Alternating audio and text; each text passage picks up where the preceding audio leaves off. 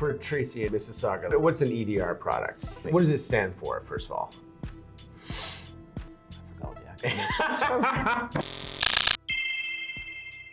Sometimes you meet someone and you have no idea the impact they're going to have on your life. And today I'm going to interview one of those people for me. Stefan Neuberg, my business partner, the co-founder of Adaptive. We go into what's emerging in the field, what businesses should be doing today to protect themselves, and what the future of IT looks like. Let's get into it. How long have we known each other, first of all? Let's start there. How long? 2006. Yeah, it was probably 3 years before that. Do you remember how you felt and what your first thoughts were? Massive anxiety inside of me because it was the unknown. It was the unknown, but I knew we could do it. Absolutely knew I could do it. Yeah, we're absolutely both go-getters. We can make stuff happen. Do you remember the moment you kind of like maybe first thought once we were started? Because it took a little while to get started, right? It took a few months to kind of get all the paperwork done and to get, an office space in my basement ready to go and all that sort of stuff. But once we got started, do you remember the first moment that you were like, hey, maybe this is gonna work? That was like the aha moments. They were happening constantly because clients were calling us, right? The December 22nd Yeah. affidavit, interlocutor injunction, ex parte interlocutor injunction. Do you remember how you felt that first day of having to deal with getting sued? That was more than anxiety. That was like being scared, probably going, what the hell are we gonna do? Because I didn't even know what that meant. I had to go look it up and figure out what that actually meant. It was just a bunch of jumble of words and pages of like threats, basically. I was pretty nervous at that point. I think we were pretty nervous. Like, what are we gonna do? Is this gonna crash on us? Was the thought? Yeah, that was a scary time. So then we make it through that. We make it through all the nonsense and we get to the point where we have to hire the first person. And do you remember what it was that you were looking for in that first person that we hired? I think I was looking for me. Just somebody that could adapt to just about anything that we did, would listen, had the technical aptitude, and had the customer service part of it. How do you think you got the customer service part of it? Because it's like rare in our industry that somebody has both customer service and technical aptitude. Well, before I was in tech, I was working in kitchen and bath stuff and plumbing. I was selling stuff. So, and that was a new experience for me too, because I did that for maybe 3 years. And that was forced on me because I went to school to go and design things and I couldn't get a job. So it's like, here's an opportunity, do this, but you gotta sell stuff. So I had to figure it out. Why do you think so many companies in IT get like the people side of it wrong? Because they're a bunch of nerds and they're technical. And that's their number one focus is like, let's fix stuff. And they talk about a bunch of jargon and they think that people want to hear that and they just don't get it. They don't start with service. You spend a lot of time working with our clients. I spend a lot of time out there talking to new people, trying to get them to see us for who we are and to hire us. And you spend a lot of time with our current clientele, helping them develop a better strategy for IT, helping them get a better spend out of their dollar. How can you tell when a client really gets it that we're a partner, not just like a vending machine? Ultimately, every client that we work with, we want to be partners with them. That's our number one goal. It's not to be the person on the side that's like, just phone me when you need me kind of. It's a mutual relationship ultimately, right? So partnership takes time. You can start with technical aptitude and knowing things and you can baffle them with things and they might go, well, they know their stuff.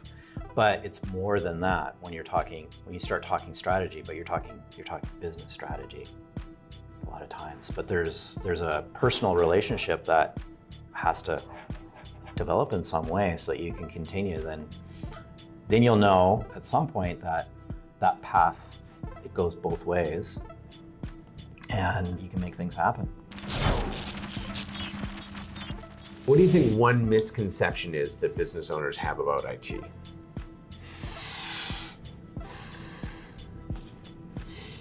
We just want to sell things to them.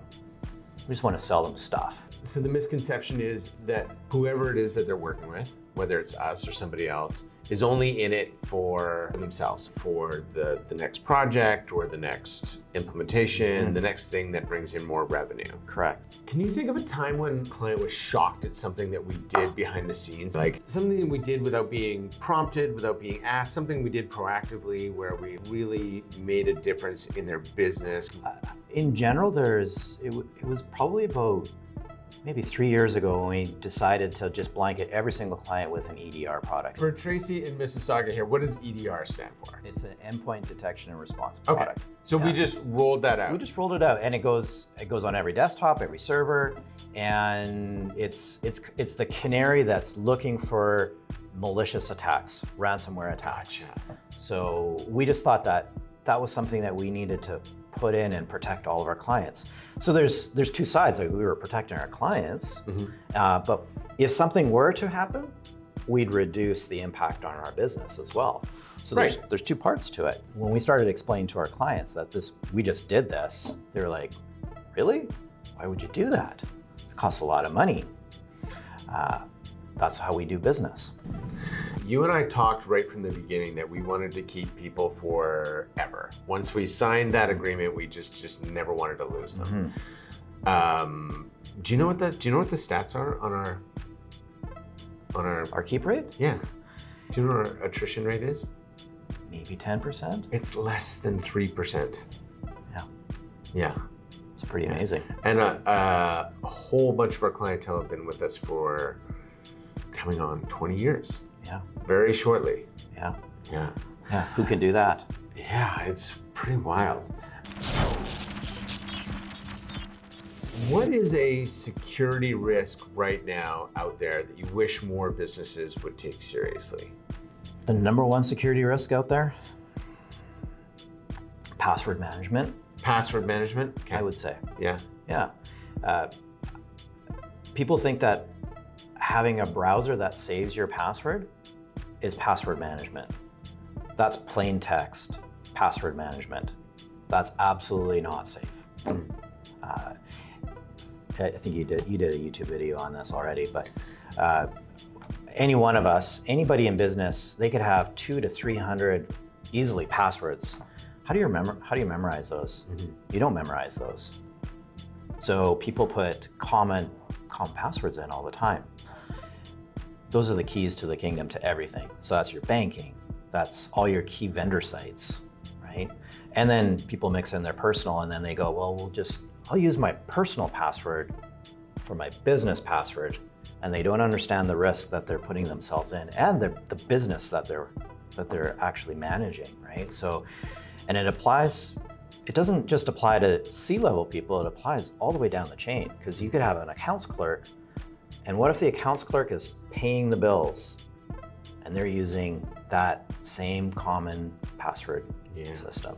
Yeah, for me, it is the one thing that I wish business owners would take more seriously is training their staff on security awareness. I just wish they would, because we have seen that like 18% of people will click on anything we send them, just anything.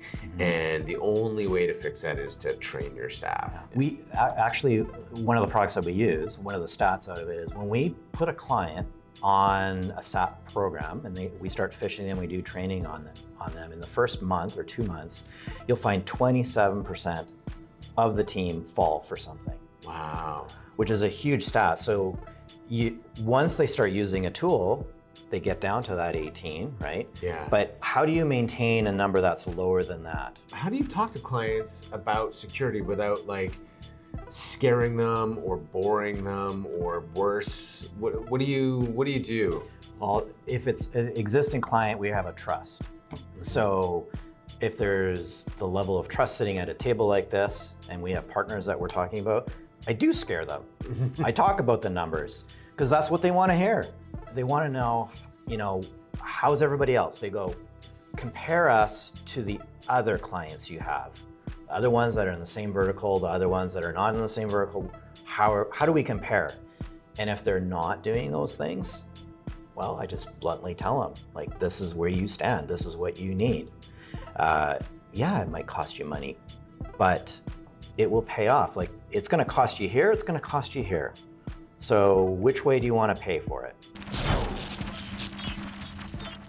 What do you think the next 5 years looks like for IT? Is there any major thing? We know there's some major things in IT happening right now, but in your opinion, what do you think the next 5 years will look like for the average small and medium business to do? AI is obviously a big driver in the next 5 years, and how you adopt that, because it also relates to human capital. How many people do you have to have on your team to run your business, to run the different entities? So it depends on your vertical as well, what you're going to need on that. But AI is probably the single biggest disruptor that's coming right now. It's already in place. What are clients asking you about AI? What are the top questions they're asking you about AI? Number one thing is how can it make my life easier? What can it do for me? Do you have any answers for that?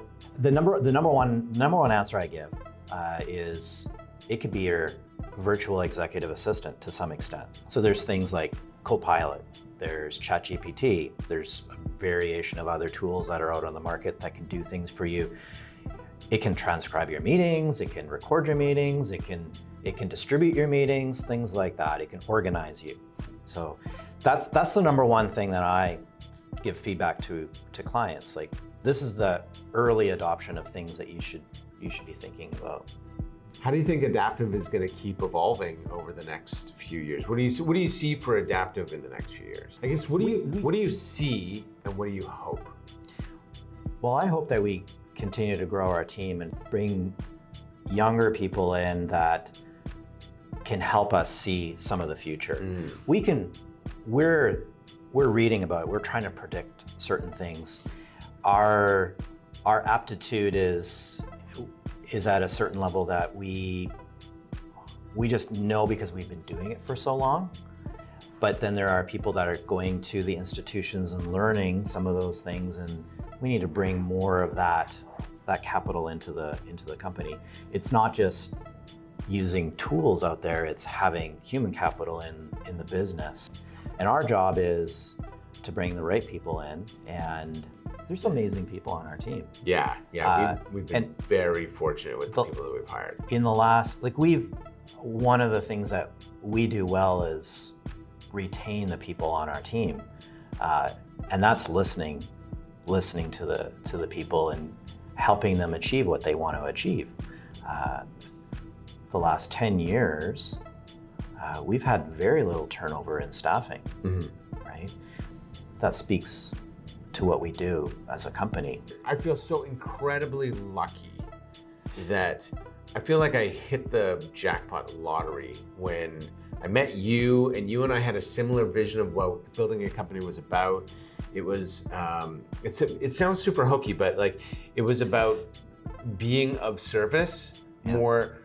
We could be profitable best if we were of maximum service, right? And that meant both to our clients, but also to the people that we brought on board and hired. I know you and I took that very first hire extraordinarily seriously, because all of a sudden it was a responsibility that we had that we'd never had before. I think that that's actually something that maybe is different than other companies of our nature or our size, that even to this day, everybody out there, we take it very serious. I still feel like I'm working for them every day I come to work. Okay, last question. We've been going, as I said, 22 plus years together. Yeah. You good for another 15 or 20? Boy, how old will I be then? Wow. We're gonna be old. Absolutely. You know me, I love working, but I need to do something. Yeah. You? Yeah, I'm good. I want to keep going. You're good? Yeah. Yeah. Well, Steph, thanks very much for taking the time. I know that you're very busy and this is not the sort of thing that you get asked to do every day, so I appreciate you taking the time. Yeah, I think you answered some good questions, and I hope you enjoyed. In this ever-changing IT landscape, Be adaptive. That's your tagline. We'll see you next time.